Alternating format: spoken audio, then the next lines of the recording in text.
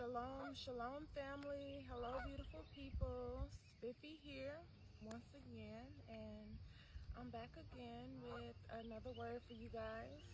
How y'all been doing? Me, I've been doing good. I've been good. You know, I withdrew for a while. You know, I had to sit with the Father.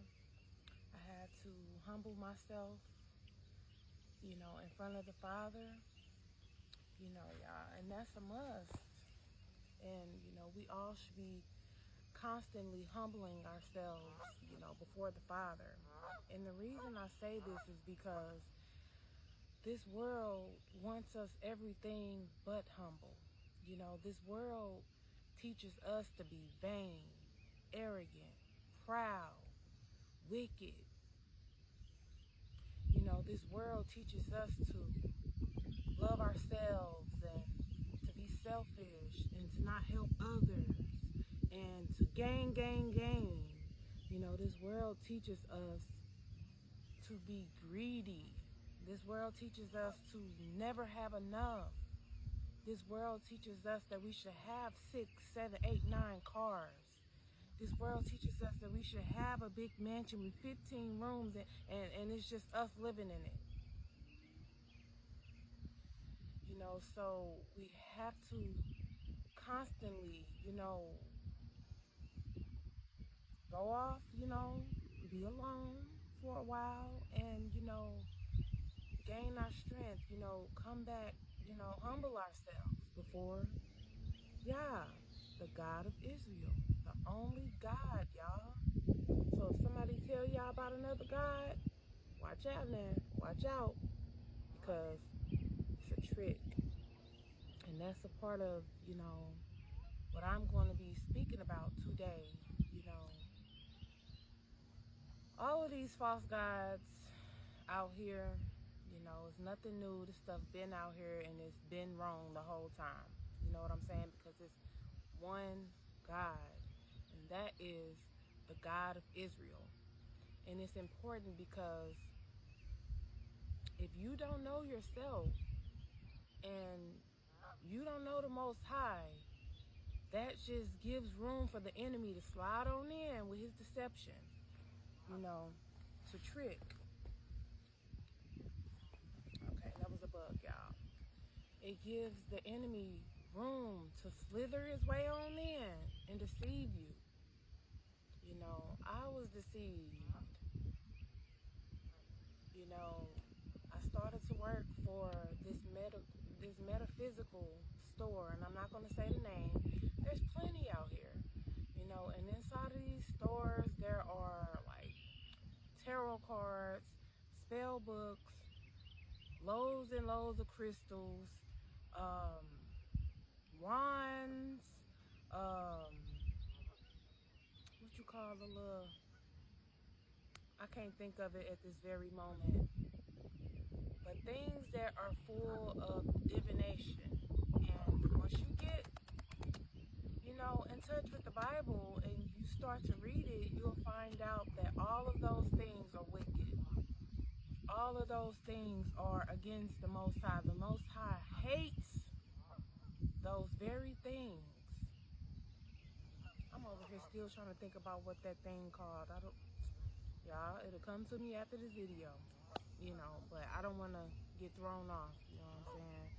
Okay, so, you know, I was once working for a place like that, you know, because I'm a curious person. I'm curious to know about life.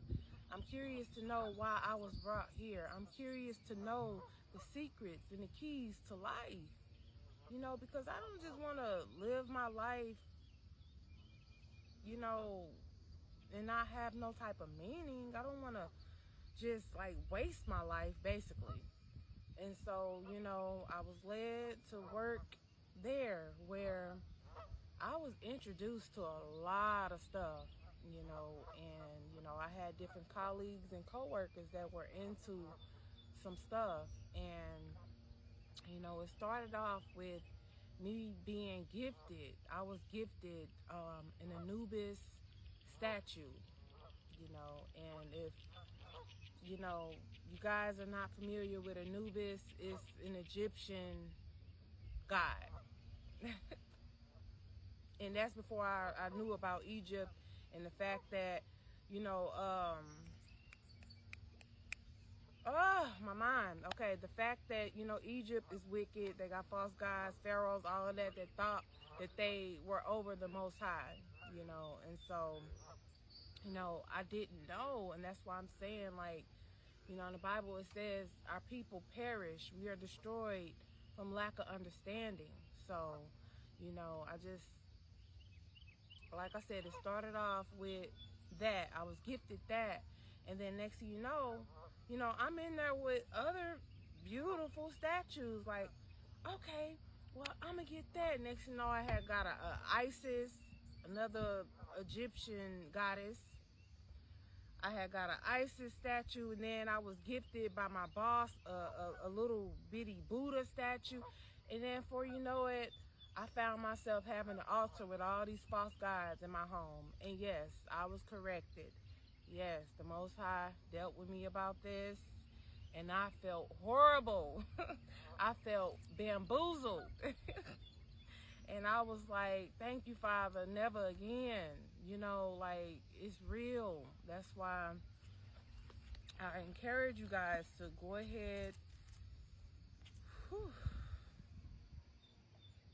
and start reading, because, you know, it's life and death.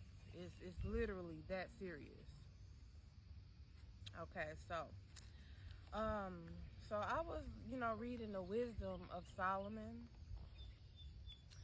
I was reading the Wisdom of Solomon, and it's actually in a lot of different parts of this book, but I'm on chapter 15 of Wisdom of Solomon, the Apocrypha, and this is the KJV, the 1611 edition.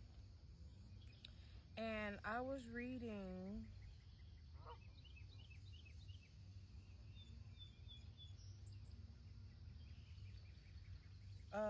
chapter 15, verse 14. I'm going to start there. It's saying, and all the enemies of thy people that hold them in subjection are most foolish and are more miserable than very babes.